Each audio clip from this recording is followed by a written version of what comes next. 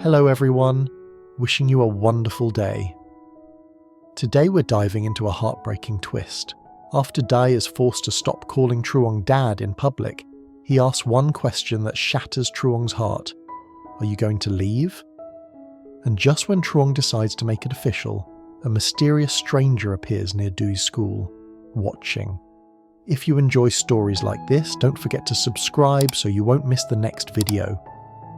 That evening, the house should have felt peaceful. Tieu was lying on the bed like the doctor instructed, a thin blanket pulled up to her waist. Dui sat beside her with the ultrasound photo in his hands, staring at it like it was a secret map. Truong moved quietly between the kitchen and the bedroom, boiling water, preparing vitamins, trying to keep everything calm. But outside the gate, the world didn't stay quiet for long. It started with one neighbour's voice, light, curious, and sharp at the edges. "So it's true," she said, lingering by the fence as if she just happened to be passing. "Your son called Truong dad at the clinic." Truong's hand tightened around the cup of water. He forced a polite smile. "Kids say things." The neighbour tilted her head. "Kids say what they hear." Truong's smile didn't reach his eyes. "Have a good evening." The neighbour didn't leave right away. She leaned in, voice dropping like she was sharing something helpful. "You know how people are," she whispered. "They talk, especially when it's unusual." Truong's jaw clenched. "People can talk about me, don't talk about my wife." The neighbour lifted her hands innocently. "Oh, I'm not talking about anyone. I'm just saying, be careful. Words travel fast here." She finally walked away, but her sentence stayed behind like smoke. Truong stood there a moment, staring at the empty road. Then he turned and went inside, closing the gate a little harder than necessary. In the bedroom, Dui looked up immediately. "Dad? Water?" Truong paused at the doorway. The word dad, so sweet, so natural in Dui's mouth, now carried a new weight. Tieunu's eyes flicked toward Truong, and Truong knew she had heard it too. Her expression was complicated. Not anger, not happiness either, more like fear wrapped around love. Truong walked in and handed Tieu the water and vitamins. "Drink slowly." Tieu nodded and did as he said. Her hands were steady, but her eyes were not. Dui scooted closer to her. "Mum, baby needs vitamins, right?" "Yes," Tieu whispered. "Baby needs them." Dui leaned forward and patted her belly. "Then you have to drink." Truong watched them, warmth and worry fighting inside him. That night, after Dui fell asleep on the mat near the bed because he insisted on guarding Mum and baby, Truong sat on the floor by the doorway. He listened to Tieunu's breathing. He listened to the house settling. And he listened for any sound outside, any whisper from neighbours. Finally, Tieu spoke into the dark. "Truong," he answered instantly. "I'm here." Her voice was soft but strained. "They're going to talk, aren't they?" Truong didn't pretend. "Yes." Tieunu's fingers curled into the blanket. Because of what Dui said. Truong stayed quiet. He didn't want to say the wrong thing. One wrong word could make her feel trapped. Tieu continued, voice trembling. "I don't want Dui hurt. I don't want him to hear people saying things and feel ashamed." Truong swallowed. "Neither do I." Tieu turned her head slightly. In the dark, Truong could still sense her eyes. Maybe he shouldn't call you that anymore." Truong's chest tightened so hard it hurt. He didn't respond right away because if he spoke too quickly, his voice would show how much it tore him apart. Tieu rushed to explain, as if she feared she'd wounded him. "Not because you don't deserve it. Truong, you've been more of a father than anyone. But in this village, people don't let things go. They'll say Dai is strange. They'll say I'm wrong. They'll say you—" Truong interrupted softly. "They can say whatever they want about me." Tieunu's voice broke. "But what about Dui?" That one sentence hit Truong like a fist. He looked down at the floor, eyes burning, and forced himself to breathe slowly. "I understand," Truong said, voice low. "If you think it protects him, I understand." Tieu released a shaky breath like she'd been holding fear in her lungs for hours. "Thank you." But Truong wasn't fine. He wasn't angry at Tieu. He was angry at the world that made a child's love feel dangerous. The next morning, Dewey woke up early again, cheerful, holding the ultrasound photo. "Dad!" he called, half asleep, rubbing his eyes. Truong froze for a fraction of a second. He glanced at Tieu. Tieu sat up slowly, face pale with worry. She looked at Truong as if begging him to help her do the impossible. Truong forced a gentle smile and crouched in front of Dewey. "Dewey?" Dewey blinked. "What?" Truong's voice stayed calm. "From today, when you talk to me outside in front of other people, call me Uncle Truong, okay?" Dewey's smile faded instantly. "Why?" Truong tried to explain in the simplest way a child could understand. "Because some people don't understand, and I don't want them to bother Mum." Dewey's eyes widened. "I bother Mum?" "No," Truong said quickly. "You don't. Never. It's not your fault." Dewey's little face crumpled like paper. "But you are my dad." The words were so honest they made Truong's throat close. Truong looked away for a second, then back. "I know what you mean. And I'm happy you feel that way." Dewey's lower lip trembled. "Then why can't I say it?" Before Truong could answer, Tieu spoke from the bed, voice weak and shaken. "Dewey, come here." Dewey crawled onto the bed and leaned against her side. "Mum?" Tieu stroked his hair slowly. "Mum just needs you to help us, okay? Just for now." Dewey's eyes filled with tears immediately. "But I don't want to help like that." Tieu's eyes turned wet too. "Sweetheart, it's not because you did wrong. People outside, they say things, and Mum doesn't want you to hear them." Dewey sniffed.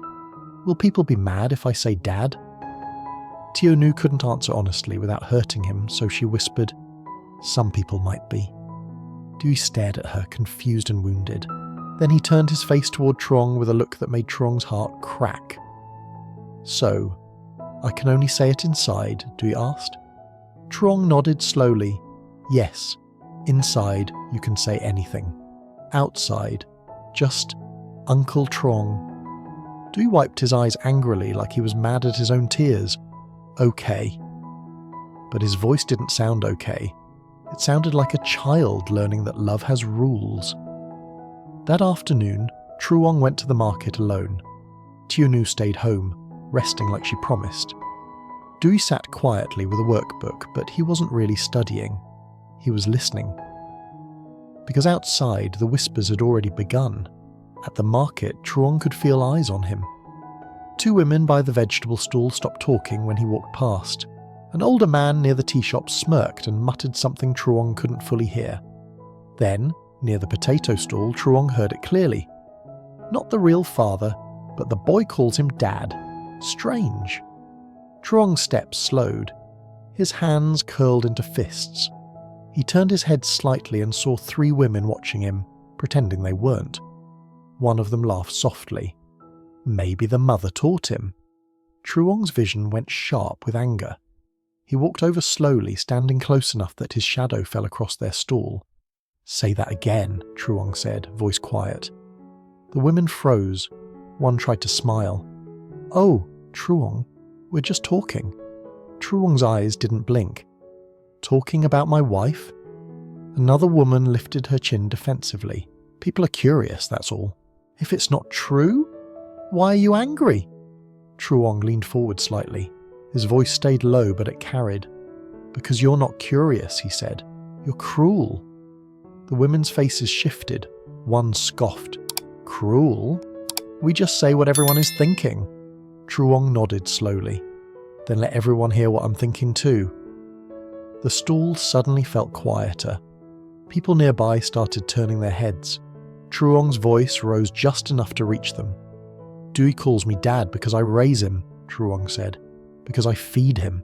Because I take him to school. Because I stay up at night when he's sick. Because I love him." A few people went still.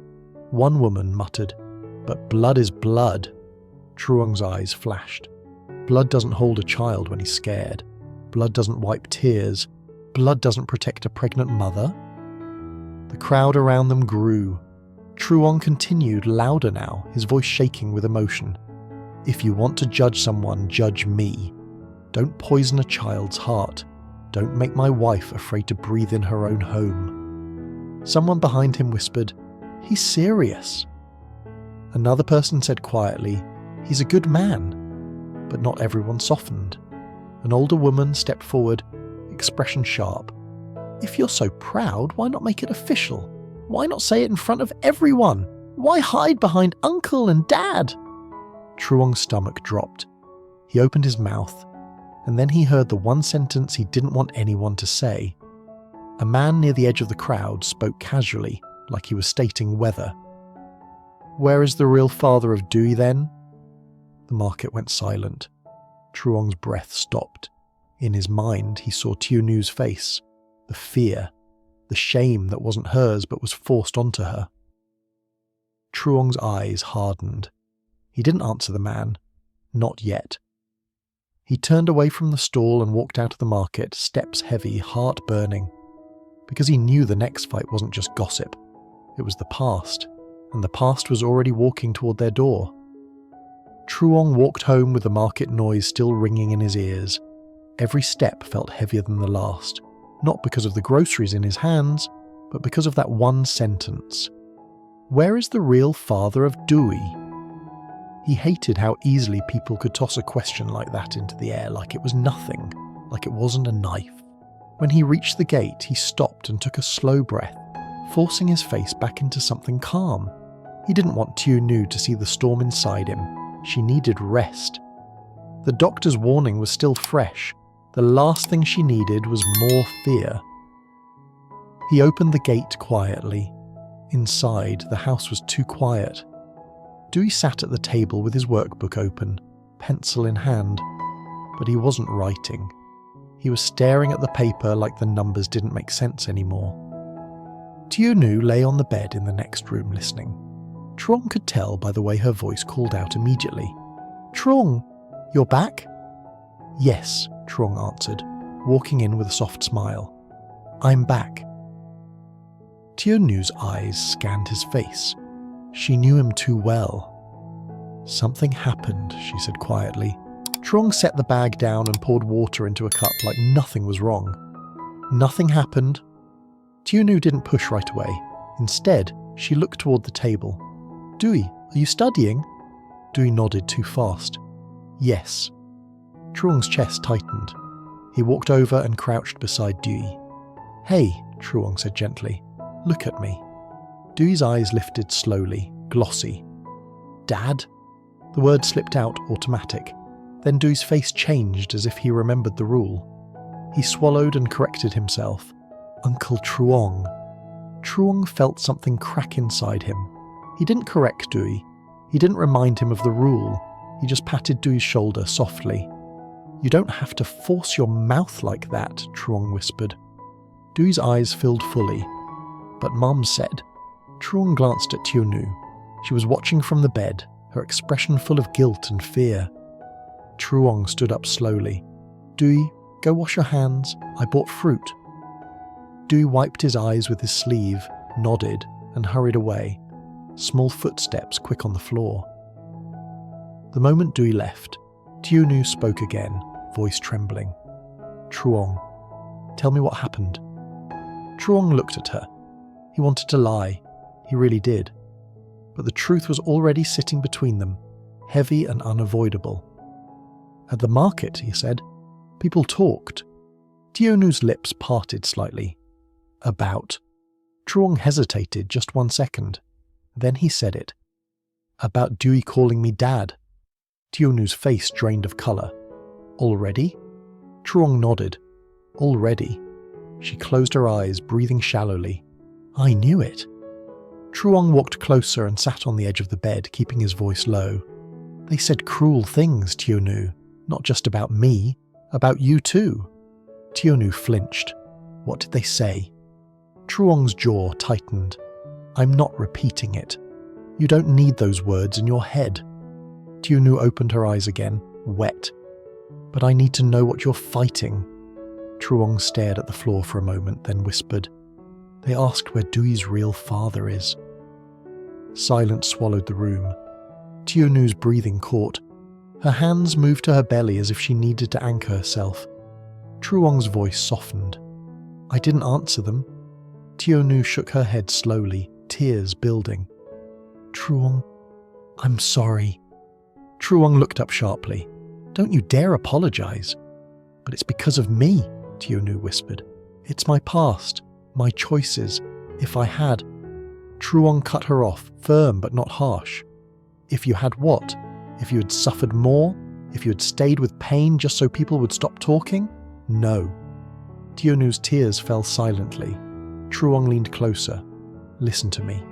Your past does not give anyone permission to humiliate you. Not in front of your child, not in front of anyone." Tieunu's voice shook. "But Dui..." Truong nodded. "That's what I'm thinking about. Dui is the one who will be hurt if this continues." Just then, Dui came back with wet hands, holding a piece of fruit Truong had already washed earlier. He looked between them carefully, sensing the tension. "Mum," Dui said softly, "are you okay?" Tieu forced a smile and reached out, pulling him closer. "I'm okay." Dui looked at Truong. "Uncle Truong, did I do something wrong?" Truong's heart clenched. He pulled Dui into a gentle hug, the kind that made the child feel safe without squeezing too hard. "You did nothing wrong," Truong said clearly. "Nothing." Dui blinked. "Then why do I feel like I'm making everyone sad?" Tieunu's face crumpled. Truong held Dui's shoulders so Dui could see his eyes. "Dui, sometimes grown-ups outside say silly things. They don't understand families, but you don't carry that." Dui's voice turned small. "But if they say things, will you leave?" The question hit like a punch. Truong's eyes widened. "What?" Dui's hands grabbed Truong's shirt tight. "Kids at school, sometimes they say, if someone isn't your real dad, they can go away." "Are you going to go away?" Tieu covered her mouth, sobbing quietly. Truong's own eyes stung. He forced his voice steady. "No," Truong said. "I'm not going anywhere." Dui's tears spilled. "Promise?" Truong nodded. "I promise. Even if the whole world talks, I stay." Dui's shoulders dropped like a weight finally released. He leaned into Truong's chest. Tieu cried harder, but it wasn't only fear now. It was relief mixed with shame, mixed with love. Too much at once. Truong looked over Dui's head at Tieu and something inside him clicked into place. Hard and clear. He couldn't keep letting them live like this. Whispering.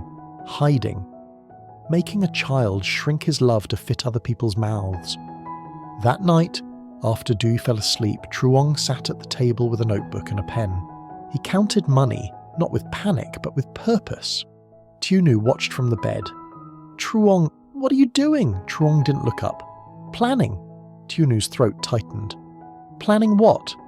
Truong finally lifted his eyes. "I'm going to make it official." Tieu froze. "What do you mean?" Truong's voice was quiet but firm. "I mean, I want Dui to call me dad without fear. Outside, inside, anywhere. I want no one to be able to point at him and say he doesn't belong." Tieu's eyes widened with fear and hope tangled together. "Truong, that's not simple." "I know," Truong said, "but I'm tired of simple excuses." Tieu pushed herself up slightly, alarmed. "People will dig into your life. They'll judge you. They'll judge me even more. And what if? What if Dui's father..." Truong's gaze sharpened. "If he appears, then we face it. But I won't let the possibility of a shadow control our home." Tieu whispered, "Are you doing this because you're angry?" Truong shook his head. "I'm doing this because Dui asked if I would leave." Tieu's face crumpled again.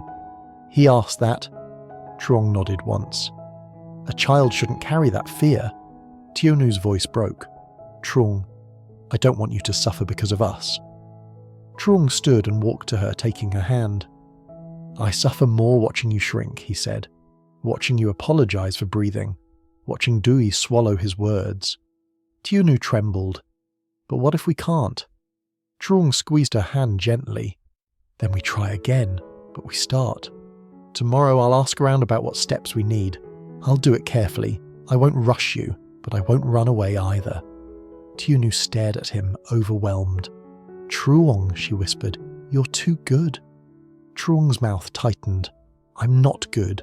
I'm stubborn. For the first time that day, a small laugh escaped Tieu through tears. The next morning, Truong walked Dui towards school. At the corner near the gate, Dui hesitated, eyes flicking around like he was checking who might be listening. Then, very softly, he said, Uncle Truong. Truong crouched down. Yes? Dui swallowed. Inside my heart. Can I still call you Dad? Truong's eyes burned, but he smiled. Inside your heart, you can call me anything you want. Dui nodded, and his face softened, like someone had given him permission to breathe again. As Truong stood up, he noticed someone across the street, a man, not from the neighbourhood, clothes dusty, expression blank, watching too long. Truong's body went still. The man's gaze shifted from Truong to the school gate, then to Dui. And Truong felt his stomach drop with a cold certainty he couldn't explain. The man took one step forward, then stopped when another parent walked between them. Truong held Dui's shoulder protectively. Go in, he said, voice steady. I'll be right here. Dui nodded and hurried inside. Truong's eyes locked back onto the stranger, but the man was already turning away, disappearing into the crowd like he was never there at all. Truong stood frozen for a moment, heart pounding. Because some whispers weren't just gossip, some whispers were warnings, and Truong knew deep in his bones that the past had finally found their address.